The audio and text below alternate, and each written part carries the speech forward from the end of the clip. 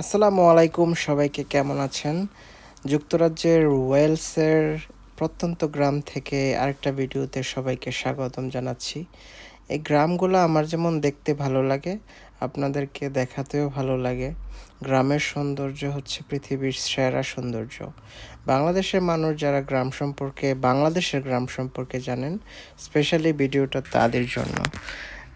এই যে গ্রামগুলো দেখছেন, এগুলোর সাথে আপনারা বাংলাদেশের গ্রামকে মেলাতে পারবেন। বাংলাদেশের গ্রামগুলো দেখতে কীরকম, বাংলাদেশের গ্রামের মানুষের জীবন জীবিকা, শিক্ষা, স্বাস্থ্য সব কিছু সম্পর্কে একটা ধারণা পাবেন। যোগাযোগ ব্যবস্থা কীরকম, এই যে দেখেন মাইলের পরে মাইল রাস্তা করে রাখছে, কিন্তু কোনো বাড়িঘর খুব কম বা একেবারে নেই, এমন রাস্তা করে রাখছে যে সারাদিনে ২-৪টা গাড়ি চলে না। মানে এরকম প্রত্যন্ত এলাকা, অথচ এই গ্রামটাতে আপনি প্রপার স্বাস্থ্যসেবা পাবেন, প্রপার শিক্ষা পাবেন, যোগাযোগ ব্যবস্থা তো অনেক ভালো, আপনাকে কোথাও কোনো কষ্ট করতে হবে না। এবং সর্বত্র এখানে বাস সার্ভিস রয়েছে। বাস সার্ভিসগুলো হচ্ছে এরকম, গ্রামের মধ্যে আধা ঘন্টা, অনেক জায়গায় ১ ঘন্টা পরে পরে বাস ছাড়ে, একটা নির্দিষ্ট সময়ে বাস ছাড়ে। এবং সেই বাসটাতে যদি একজন যাত্রীও না থাকে, তাও ওই বাসটা আপনাকে আপনার গন্তব্যে নিয়ে যাবে। ওই বাসটা একটা ডেস্টিনেশন থেকে আরেকটা ডেস্টিনেশন যাবে। বাসটা খালি যাবে, কিন্তু কোনো যাত্রী না পেলেও ওই বাসের রুটে ঠিক সময় মতো চলবে। সো এই জিনিসগুলো খুবই ভালো লাগে আসলে।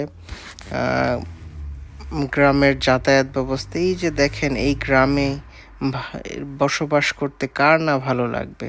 যত দূর চোখ যায়, পাহাড়, ফার্ম, গ্রামের মানুষ, গ্রামের ঘরবাড়ি সব কিছুই অনেক সুন্দর।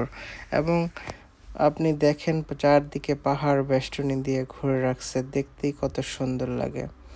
আমি বেসিক্যালি গ্রাম অনেক পছন্দ করি, আর ওয়েলসের গ্রামগুলো এমনিতেই অনেক বেশি সুন্দর। ওয়েলস এবং স্কটল্যান্ড, এই দুইটা দেশের গ্রামগুলোর মধ্যে মিল রয়েছে। আপনারা যারা আমার ভিডিও রেগুলার দেখেন, তারা হয়তো দেখতে পাবেন যে অনেক মিল দেখতে পাবেন এই গ্রামগুলোর মধ্যে। এবং গ্রামে হোক শহরে হোক, প্রায় সবারই গাড়ি থাকে। গাড়িতে করেই সবাই বিভিন্ন কাজকর্ম করে। এই যে ওয়েলস ল্যাঙ্গুয়েজ দেখতে পেলেন, বাস স্টপ লেখা ওয়েলস ল্যাঙ্গুয়েজে, এবং ওয়েলসের ল্যাঙ্গুয়েজগুলো অনেক ইন্টারেস্টিং। আশা করি সবার কাছে ভিডিওটা ভালো লেগেছে। সবাই ভালো থাকবেন। আল্লাহ হাফেজ।